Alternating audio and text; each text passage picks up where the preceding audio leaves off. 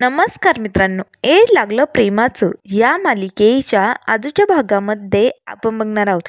इथे मंजिरी आता विठुरायाला म्हणत असते, मी तुला आजपर्यंत माझा सखा, माझा सोबती, माझं सर्वस्व मानत आले. पण जशी तुझी आज माझ्या विरुद्ध माया आटली ना, तशीच आज माझी भक्ती आटली. त्यामुळे इथून पुढे मी तुझी भक्ती करणार नाही, असे म्हणून आता मंजिरी जोरजोरात घंटा वाजवू लागते. आता मात्र लगेच खिडकीतून डोकावून बघणारा राया मनाशीच म्हणू लागतो, आज पहिल्यांदा मिसफायर विठुरायावरती एवढी चिडली. पण तिचं पण बरोबर आहे, तिला त्या घोरपडेबरोबर लगीन करायचं नाही. आणि ती काय चुकते? जगातील कुठली बी पोरगी या असल्या नालायक माणसाबरोबर लग्न करू शकत नाही, असे आता राया मनाशीच म्हणत असतो. त्याच वेळेस इथे मंजिरी म्हणू लागते, अरे विठुराया सांग ना, आज अख्खी दुनिया झगमगते, प्रकाशात दिवाळी साजरी करते, फक्त आम्ही सोडून. कारण फक्त आमच्या घरात नाही, आमच्या आयुष्यातच अंधार झाला, ते फक्त तुझ्यामुळे झाले. कारण तू जर वेळेस मदतीला धावून आला असता ना, तर आज हे सगळं झालंच नसतं. पण हे सगळं तुझ्यामुळे झालंय राया, असे म्हणून आता मंजिरी जोरजोरात घंटा वाजवत असते. तेव्हा लगेच आता घंटा वाजवत असल्यामुळे मंजिरीच्या बोटातून रक्त निघू लागतं.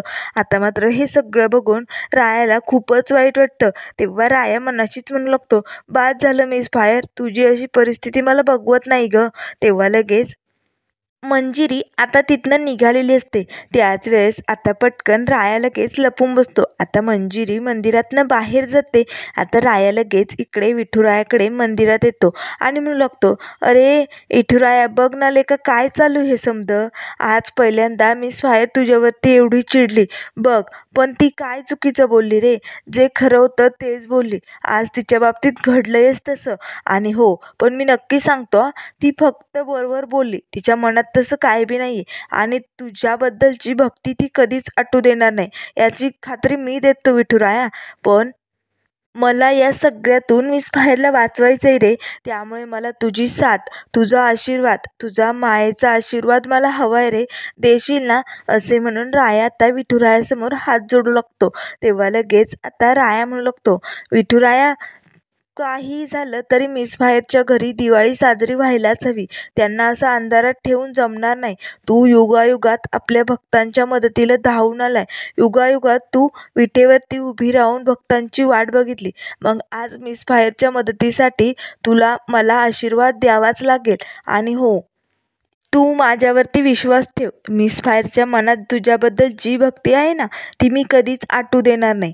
आता लगेच राया विठुरायाला सबूत देतो आणि म्हणू लागतो, म्हणजे मिसफायरच्या मनात त्या घोरपडेबरोबर लग्न करण्याचं नाहीये, तिला तिच्या नाना जीजीबरोबर राहायचे. आणि ते मी तिची इच्छा पूर्ण करणार. त्या दिवाळीचं गिफ्ट म्हणून मी मिसफायरचं ते घोरपडेबरोबर लग्न जमलंय ना, ते लग्न मोडणार. हेच असेल मिसफायरचं दिवाळीचं गिफ्ट. आणि तिची जी इच्छा आहे ना नाना जीजीबरोबर राहण्याची, ती आपल्याला पूर्ण करायची राया. त्यासाठी मला तुझा आशीर्वाद हवाय, असे म्हणून राया आता विठुरायाचे दर्शन घेतो आणि तिथनं निघालेला असतो. तर इकडे मंजिरी आता घरी आलेली असते. आता रूममध्ये बसून मंजिरी एकटक बघत असते. तिला आता सगळे काही क्षण आठवत असतात. कसं सगळ्या लोकांनी तिला गावभर बदनाम केलं, तिचं दुकान जाळलं. त्यानंतर राया तिच्याशी लग्नाला तयार झाला. पण जीजीने तिला रायाबरोबर लग्न न लावता विहिरीत ढकलून देण्याचं ठरवलं. आणि नंतर सगळं जयने निस्तारलं. जयने लग्नासाठी तयार होऊन सगळं काही थांबवलं. आणि आता मात्र जयशी होकार देण्यासाठी नाना आणि जीजी तिच्या पायाशी हात जोडत होते. हे सगळे क्षण आठवून मंजिरीला मात्र खूपच रडू आलेलं असतं. ती रडत असते. त्याच वेळेस आता जीजी तिच्या जवळ येते आणि म्हणू लागते, मंजिरी अगं कसला विचार करते? अगं मंजू काय विचार करते सांग ना. तेव्हा लगेच आता मंजिरी म्हणू लागते, काहीच नाही जीजी. तेव्हा जीजी म्हणू लागते, मी पण किती वेळ आहे ना, काय विचारते मंजिरी, आज एवढं सगळं घडून गेलं. तू जयबरोबर लग्नाला होकार देऊन खरंच आमच्यावरती खूप उपकार केलेत ग. तेव्हा मंजिरी म्हणू लागते, जीजी तुम्ही माझ्या भल्याचाच विचार करता ना, म्हणून तुम्हाला जे योग्य वाटतं ते तुम्ही करा. तेव्हा लगेच जीजी म्हणू लागते, मला माहिती आहे मंजिरी, तुला जयबरोबर लग्न करायचं नव्हतं, तुझ्या मनाविरुद्ध होतंय ना हे सगळं. पण काय करणार आहे मंजिरी, कधी कधी ना गोष्टी योग्य वेळेतच झालेल्या बऱ्या असतात. आज बघ ना, एक होत्याचं नव्हतं झालं होतं, पण हा भला माणूस आपल्या मदतीला आला आणि सगळं काही सुरळीत झालंय. त्यामुळे मला तरी वाटतं, जयसारखा चांगला माणूस तुला कुठेही भेटणार नाही. खरंच जय हा उत्तम जोडीदार आहे तुझ्या आयुष्यासाठी. त्यामुळे आता तू या लग्नाला नकार देऊ नको. मला माहिती तू सगळ्यांसमोर फक्त आमच्यासाठी, तुझ्या नानासाठी आणि माझ्यासाठी होकार दिलाय की नाही, पण आता माघार घेऊ नको मंजिरी. कसं आहे ना, कधी-कधी सगळं आपल्या मनासारखं नाही होत गं. काही वेळेस आपल्याला मनही मारावं लागतं. त्याचप्रमाणे आयुष्यात जर सगळे फासे उलटे पडत असतील ना, तर त्यावेळेस एकच मार्ग असतो. तेव्हा मंजिरी आता जिजीकडे बघू लागते. आता लगेच जिजी म्हणू लागते, "हो मंजिरी, तो एकच मार्ग म्हणजे शपथ. शपथ घेणे. तू मला माझी शपथ घेऊन सांग किंवा मला वचनच दे मंजिरी तू, की तू जयबरोबर लग्नाला होकार दिलाय ना, आता तू माघार घेणार नाही." आता मात्र मंजिरी जिजीकडेच बघू लागते. तर इकडे राया आपल्या घरी निघालेला असतो. त्याच वेळेस रस्त्यात त्याला अण्णा भेटतात. अण्णा म्हणू लागतात, "राया मेरा बच्चा, कुठे होतास तू? मी अख्खा गावभर तुला हिंडवलाय, धुंडलाय, पण तरीही तू मला सापडला नाही. राया कुठे होता तू?" तेव्हा राया म्हणू लागतो, "अण्णा गप्प बसा गड्या, आता बाद झालं तेच तेच. आता मी आलोय की नाही." तेव्हा लगेच अण्णा म्हणू लागतात, "अरे राया, त्या मिस फायरच्या घरच्यांचा किती तमाशा झाला ना, ते मी समदा बघितला. आणि तू कसा लग्नाला तयार झाला होता, पण त्या लोकांनी तुला नाही म्हणून सांगितला आणि त्या घोरपडेबरोबर त्या मिस फायरचं लग्न ठरवलंय. पण तुला ती मंजिरी हवी आहे का? मला सांग. मी आत्ता उभी करतो तुझ्यासमोर ती मंजिरी. मग तुला काय मजा घ्यायची ती घेऊन टाक." आता मात्र रायाचं डोकं खूपच फिरतं. तेव्हा राया लगेच अण्णावरती ओरडतो आणि म्हणू लागतो, "अण्णा काय बोलताय तुम्ही? किती वेळा सांगितलं मी, आई, गाई आणि बाईबद्दल रिस्पेक्ट ठेवायचा, नीट बोलायचं, पण तुमच्या डोसक्यात घुसत नाही का?" आता मात्र अण्णाला खूपच राग येतो. तेव्हा लगेच अण्णा म्हणू लागतात, "अरे राया, तू जंगलचा शेर आहे शेर, आणि तू काय असलं संसार, घर, लग्न या गोष्टी करायला लागलाय. अरे शर असा छाती ठोकून चालत असतो, असा मुळू याच्या त्याच्या मागे फिरत नाही." तेव्हा लगेच आता राया खूपच भडकलेला असतो. तेव्हा अण्णा म्हणू लागतात, "हे बघ, ती मंजिरी दे सोडून. गावातील 100 पोरी मी तुझ्यासमोर उभ्या करतो. कोणती पटते ते बघ." तेव्हा लगेच राया म्हणू लागतो, "अण्णा, मी किती वेळा सांगितलं नीट बोलायचं. मला हे असलं बोललेलं चालत नाही हा." तेव्हा लगेच आता अण्णा म्हणू लागतात, "अरे अरे बापरे, खरंच तुला तर खूपच राग आला राया. पण काय करणार? तुला त्या घरात किंमत शून्य आहे शून्य. तुझ्यावरती त्यांनी ठपका लावलाय ना, गुंड नावाचा. त्यामुळे तू कितीही काही केलं तरी तुला त्यांचं बोलणे आणि टोमणेच ऐकावे लागणार." तर इकडे आता लगेच जिजी मंजिरीला म्हणू लागते, "हो मंजिरी, मला तुझ्याकडनं वचन हवंय. तुझ्यावरती विश्वास नाही असं नाही गं, पण खरंच त्या जय गुरुजींना घेऊन येणार आहे मुहूर्त काढण्यासाठी. आणि एकदा आपण होकार दिला होता आणि पुन्हा नकार कळवलाय. आता दुसऱ्यांदा तसं व्हायला नको. खरंच जय हा खूप भला चांगला माणूस आहे, आणि तुला जर त्यात काही खोट, काही चुकीचं दिसलं तर तू माझ्याशी बोल, आणि जर त्यात काही चूक असेल तर मी हे लग्न मोडायला लगेच तयार आहे. पण माझं मन मला सांगतंय, जय खरंच खूप चांगला माणूस आहे आणि तो कधीही काही चूक करू शकत नाही. त्यामुळे उद्या मुहूर्त काढायचंय मंजिरी, म्हणूनच मला तुझ्याकडनं वचन हवंय. तू आता या लग्नाला होकारच देणार, माघार घेणार नाही." आता मात्र तेवढ्यात शशिकला आलेली असते. शशिकला डोकावून हे सगळं बघत असते. आता मात्र लगेच मंजिरीसमोर जिजी आपला हात पुढे करते आणि म्हणू लागते, "मंजू, मला वचन दे, तू ठरल्याप्रमाणे जयबरोबर लग्न करणार." आता मात्र लगेच मंजिरी आपले डोळे पुसते आणि आपल्या जिजीच्या हातात आपला हात देते आणि म्हणू लागते, "हो जिजी, तुमच्यासाठी मी काही करायला तयार आहे, आणि मी या लग्नापासून आता माघार घेणार नाही. मी जयबरोबर लग्न करणार. खरं तर त्या माणसामुळेच आज तुमचं सगळं काही वाचलंय. त्यामुळे नानाजीजी, तुम्ही दोघं माझं सर्वस्व आहात. तुमच्यासाठी मी काही करायला तयार आहे. त्यामुळे मी आता काही म्हणणार नाही. मी जयबरोबर लग्न करणार. आता मात्र जिजीला खूपच आनंद होतो. तर इकडे राया अण्णाला म्हणू लागतो, अण्णा तुम्ही मला नावं ठेवतायत आणि तुमची बायको आहेत, पोरं आहेत, संसार आहे तुमचा, त्याचं काय? तेव्हा लगेच अण्णा म्हणू लागतात, अरे मी तुला माझा पोरगा मानतो, पोरगा. आणि त्याच नात्याने एक बाप म्हणून मी त्या मिस फायरच्या घरी तुझा प्रपोजल घेऊन गेलो होतो लग्नाचा. पण त्या लोकांनी काय केला?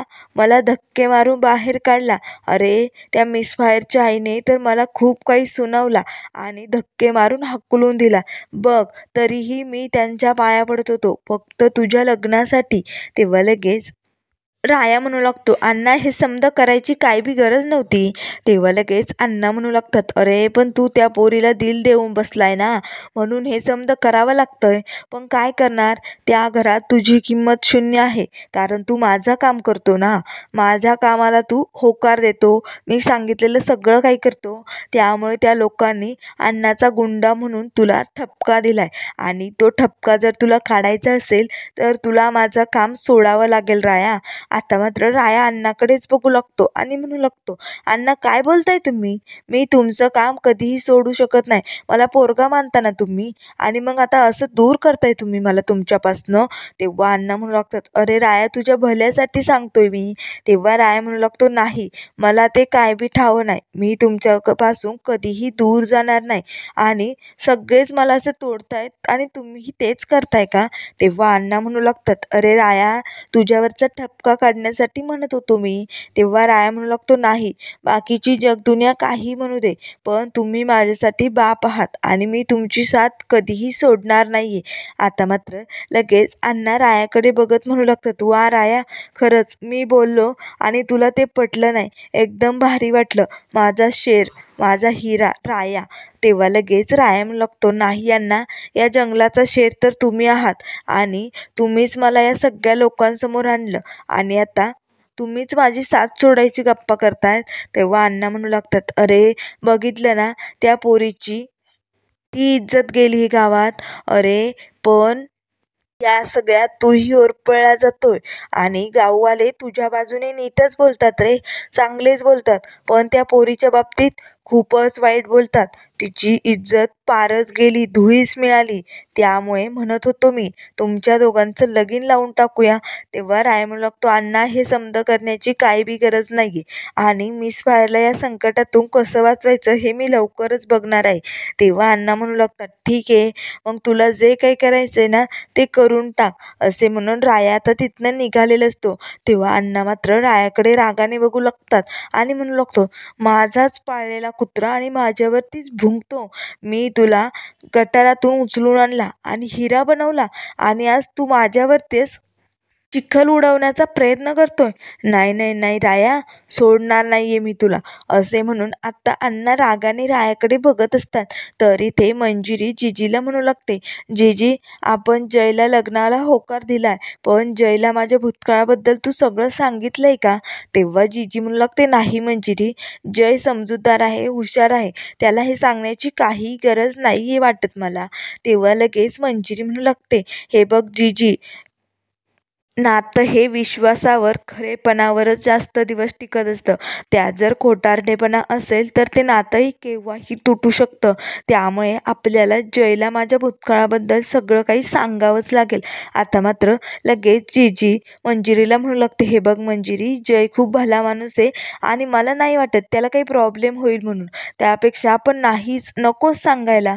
तेव्हा मंजिरी म्हणू लागते, हे बघ जिजी, मी तुझं सगळं ऐकलं की नाही, मी लग्नाला तयारही झाले, पण मला माझ्या तोंडून माझा भूतकाळ जयला सगळा काही सांगायचा आहे. तेव्हा लगेच जिजी म्हणू लागते, ठीक आहे, मला खात्री आहे तुझा भूतकाळ ऐकल्यानंतरही जय तुझ्याशीच लग्न करणार म्हणजे करणार, कारण जय खरंच खूप चांगला आणि समजूतदार मुलगा आहे. तेव्हा लगेच आता जिजी म्हणू लागते, ठीक आहे, तुला सांगायचं आहे ना तुझा भूतकाळ जयला, तू सांगून टाक. आता मात्र शशिकला लगेच आपल्या डोक्याला हात लावते आणि म्हणू लागते, काय करताय जाऊबाई, सगळं काही पुन्हा विस्कटून जाईल बरं का. आता मात्र इकडे मंजिरी आपल्या रूममध्ये बसलेली असते. तेव्हा रुजिदा तिच्याजवळ येते आणि म्हणू लागते, मंजू हे बघ, तुझ्या मनात काय चालू आहे मी समजून घेऊ शकते गं. पण एका बाईसाठी तिचं लग्न ठरलं ही खूप आनंदाची गोष्ट असते. पण आज तुझ्या चेहऱ्यावरती फक्त दुःख दिसतंय मंजू. तेव्हा मंजिरी म्हणू लागते, बघ ना गं रुजिदा, माझ्यामुळे माझ्या नाना आणि जिजीला आज गावकऱ्यांसमोर खूप काही सोसावं लागलं. पण तरीही मी काहीही करू शकले नाही. माझी काही चूक नसताना असहाय्यपणे मी सगळं काही ऐकून घेत गेले. त्यांचा एक एक शब्द असा काळजाला, जिव्हाराला लागत होता गं. पण तरीही मी काहीही करू शकले नाही. कारण सगळं काही हातातून निसटून गेलं होतं. पण हा भला माणूस जय ऐनवेळेस माझे नाना आणि जिजीच्या मदतीला धावून आला. एकीकडे एका दुष्ट माणसाने गावभर माझी बदनामी केली आणि दुसरीकडे एका माणसाने सगळ्या गावासमोर माझी बाजू घेतली आणि माझ्याशी लग्नाला तयार झालाय. पण आता जयचे हे उपकार मी आयुष्यभर कधीही फेडू शकत नाही. तेव्हा लगेच रुचिता म्हणू लागते, मंजिरी, नातं कधीही उपकारावरती टिकत नाही. नात्यात प्रेमाची ओढ असायला हवी, काळजी असायला हवी, जिव्हाळा असायला हवा. हो, मला माहिती आहे उपकारांची जाण ठेवायला हवी, पण त्या उपकाराचं भांडवल होता कामा नये. नाहीतर ते नातं टिकतच नाही, म्हणजे ते मुळात घडतच नाही. तेव्हा लगेच मंजिरी म्हणू लागते, अगं रुजिदा, इथे माझ्यात देहच उरलेला नाहीये. सगळं काही संपलंय आता. माझं मन तुटून गेलंय. सगळं काही तिथेच संपलं होतं. फक्त आता हे जे काही शरीर राहिलंय ना, त्याने आता फक्त समोर जे काही चालू आहे ना, ते बघत राहायचं. आणि म्हणूनच मी जिजी आणि नानासाठी या लग्नाला तयार झाले आणि इथून पुढे ते म्हणतील तसंच मी करणार आहे. मगाशी जिजीच म्हणाली, कधी-कधी गोष्टी आपल्या मनासारख्या घडत नाही. मनाविरुद्ध होतं ना, ते आपल्याला स्वीकारून घ्यावं लागतं. आणि त्याचप्रमाणे मी आता त्यांच्या इच्छेसाठी जयबरोबर लग्न करणार आहे, असे आता मंजिरी रुजिदाला म्हणत असते. आता मात्र इकडे पुढील भागामध्ये आपल्याला बघायला मिळेल, मंजिरी ते घरात नसते. तेव्हा रुजिदा म्हणू लागते, नानाजीजी, मंजिरी कुठेच दिसत नाही, कुठे गेली? त्याच वेळेस शशिकला म्हणू लागते, अरे बापरे, पळून गेली की काय? पण मात्र इकडे मंजिरी आपल्या दुकानात आलेली असते. आता सगळे जळालेले लाकडं वगैरे मंजिरी एका ठिकाणी गोळा करून दुकान नीट ठेवण्याचा प्रयत्न करत असते. त्याच वेळेस आता मंजिरी एक लाकूड उचलत असतानाच पटकन राया येतो आणि तिला मदत करू लागतो. आता मात्र मंजिरी रायाबरोबर न बोलता बाजूला होते. तेव्हा राया म्हणू लागतो, मिस बाहेर, हे बघ, त्या दिवशी मी लग्नाला होकार दिला कारण गावातील लोक शांत व्हावे, सगळं काही थांबवावं म्हणून. माझ्या मनात दुसरं काय बी नव्हतं. तेव्हा मंजिरी म्हणू लागते, म्हणजे तुझं माझ्यावरती प्रेम नाहीये तर बोल राया, आहे का तुझं माझ्यावरती प्रेम? आता मात्र राया मंजिरीकडे एकटक बघू लागतो. तर मित्रांनो, अशाच मालिकेंच्या अपडेट पाहण्यासाठी चॅनलला लाईक करा, सबस्क्राईब करा. व्हिडिओ पाहिल्याबद्दल धन्यवाद.